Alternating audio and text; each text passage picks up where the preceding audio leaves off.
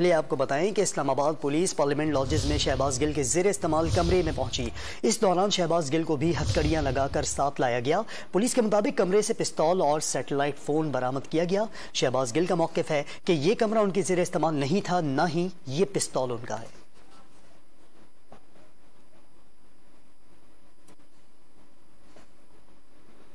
पहले आपको बताएं कि इस्लामाबाद पुलिस पार्लियामेंट लॉजेस में शहबाज गिल के ज़ेर इस्तेमाल कमरे में पहुंची।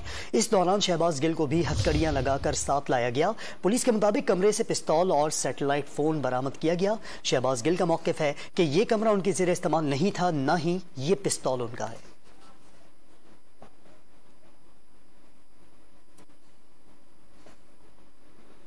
पहले आपको बताएं कि इस्लामाबाद पुलिस पार्लियामेंट लॉजेस में शहबाज गिल के ज़ेर इस्तेमाल कमरे में पहुंची।